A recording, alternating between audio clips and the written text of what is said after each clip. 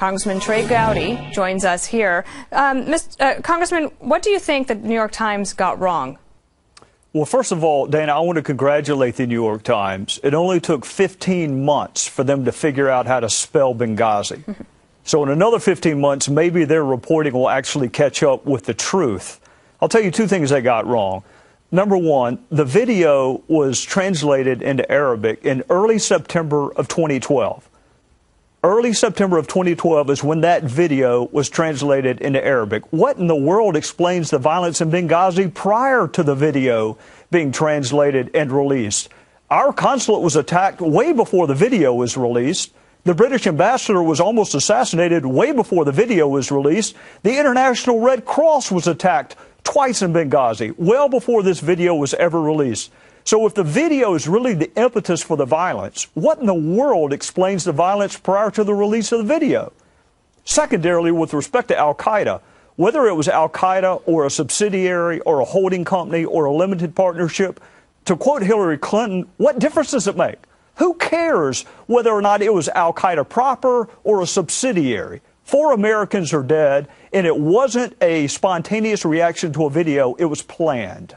Yesterday on Fox News Sunday, both Congressman Mike Rogers and Congressman Adam Schiff, a Republican and a Democrat, both said that they thought that the New York Times reporting was wrong, that based on their investigation, and these are the chairman and the ranking chair of the Intel Committee, I have to imagine they have access to some information, they think the New York Times is wrong. So who should the American people believe in all of this?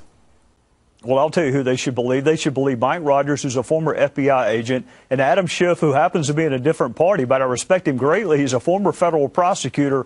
Both of those men dedicated their lives to following the facts wherever they take you, without respect to trying to prop up anybody's political career, without respect to trying to damage anyone. Wherever the facts go, that's where they go. So the fact that Adam and Mike Rogers both debunk this New York Times article, in addition to the people who were on the ground that night. Good investigators talk to everybody, not just folks whose testimony may buttress your position, but they talk to everybody. The fact that so many people are coming out today and debunking the mythologies that were reported by the New York Times reporter, I think, is instructive.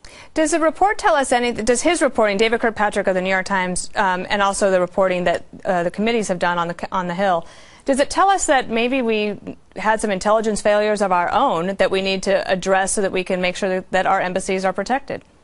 Dana, I thought we had no business being in Benghazi. We were the last flag flying in Benghazi.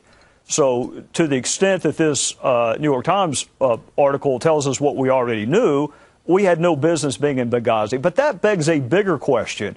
Why were we there? Why was Chris Stevens in Benghazi that night? And I've read this New York Times article, Dana, 6 times. I want you to read it 6 times and tell me if you can tell who the Secretary of State was when Benghazi happened.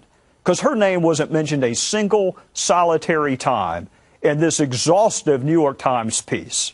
And yet most people, when they read the piece, just assumed that the New York Times was trying to clear the decks so that Hillary Clinton wouldn't have to deal with Benghazi in a potential presidential run. Oh, heavens, no. That couldn't possibly have been their motivation. Would it be to support a Democrat who's running for the White House? Oh, heavens, no. I got to tell you, Congressman, I love your cynicism. And I mean that in all sincerity. And the fact that the fact that the editor of the New York Times had to explain today that they haven't yet endorsed anyone for 2016, all you have to do is read the paper, and you can tell who they've endorsed and what political ideology they've endorsed. But again, I congratulate them on figuring out that Benghazi happened and that it's a really big deal. All right, well, we're going to stay on this story. Congressman, thank you so much.